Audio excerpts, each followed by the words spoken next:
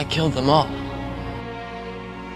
And not just the men, but the women and the children too. They're like animals, and I slaughtered them like animals. I hate them. Master Skywalker, there are too many of them. It's good in him. I know there's still.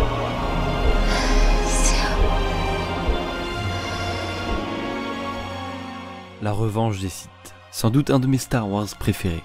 Riche en émotions, des batailles épiques, la naissance de Vador, bref. Mais ce qui est aussi fou avec ce film, c'est qu'il y a énormément de scènes qui nous marquent. L'Ordre 66, les duels épiques en fin de film, ou encore la scène d'introduction qui nous plonge au cœur même de la bataille spatiale de Coruscant. Mais aujourd'hui on va parler d'Anakin, le personnage phare de cette saga.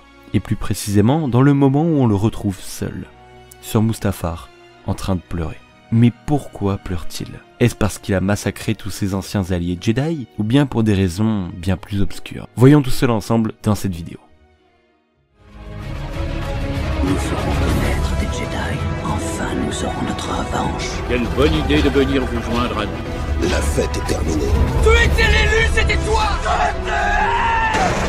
Allez, Chico, on fait la gauche. Il faut bien que je vous sente Je ici. ne te décevrai pas. Non, laissez pas. Fais-le. Ou ne le fais pas. Et il n'y a pas de mission. C'est un piège. Dis à ta sœur que tu avais raison. Quelle bonne idée de venir vous joindre à nous. Il est important de noter que dans la revanche des Sith, Anakin pleure 2 fois. Et bien que nous nous pencherons surtout sur celle de Mustafar, il est aussi intéressant de pouvoir comparer cette scène avec celle qui se déroule quelques minutes avant sur Coruscant.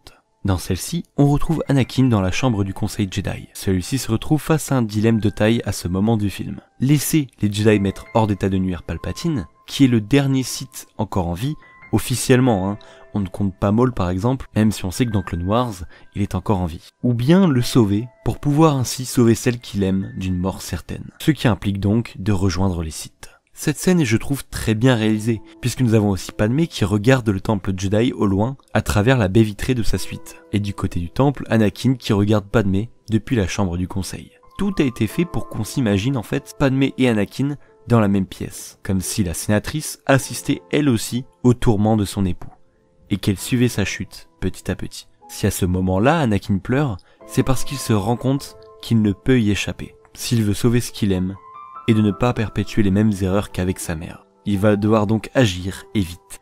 Ni une ni deux, le Jedi part aussitôt pour sauver Palpatine, qui affronte à ce moment même le maître Jedi Mace Windu. Voici donc la raison pour laquelle Anakin pleure dans cette scène-là. Faisons un bond dans le temps désormais. Anakin est devenu Dark Vador après avoir trahi les siens et saccagé le temple Jedi accompagné de la 501e. Le Sith va désormais massacrer les derniers représentants séparatistes réunis sur la planète volcanique Mustafar. Et c'est après cette scène-là que, encore une fois, regardant au loin, Anakin, oui je sais normalement c'est Vador, mais bon, on va dire que c'est Anakin pour le reste de la vidéo, Anakin donc a l'air perdu. Et on peut y voir de nouveau des larmes couler sur sa joue. On serait dans la mesure de se dire que ces larmes proviendraient du fait qu'il ait dû tuer un grand nombre de Jedi, qui étaient jusque-là ses alliés, ou même tout ce qu'il a dû commettre en général pour en arriver là où il est. Mais en réalité, ce n'est rien de tout cela. D'ailleurs, petite info comme ça, mais Anakin a vraiment pris un plaisir à éliminer les leaders séparatistes sur Mustafar. Il en jubilait depuis le temps qu'il rêvait de les détruire, en tant que Jedi.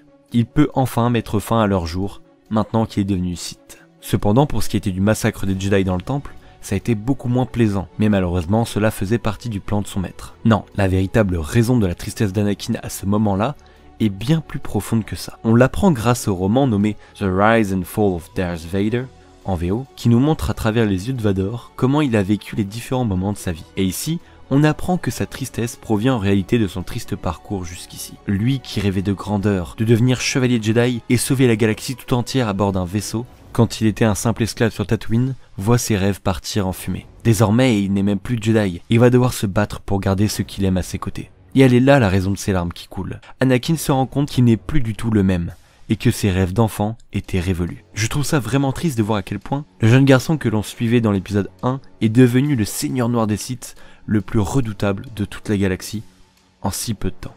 J'espère vous avoir éclairé un petit peu plus ce sujet, et j'espère surtout que la vidéo vous aura plu. J'ai passé un très bon moment à la faire, ça fait partie des choses que j'adore sur la chaîne, à savoir expliquer certains éléments des films qui peuvent paraître anodins à premier abord, mais qui sont en réalité bien plus importants qu'on le croit. Un grand merci à ceux qui auront suivi jusqu'ici, n'hésitez pas à lâcher d'ailleurs le pouce bleu de l'espace si la vidéo vous a plu, pour nous soutenir, c'est très important. Argent de la force en vous abonnant à cette chaîne et à notre chaîne secondaire ATAT Studio, mais aussi à nous rejoindre sur Twitter. Sur ce, je vous dis à très vite et n'oubliez pas que la force est avec vous.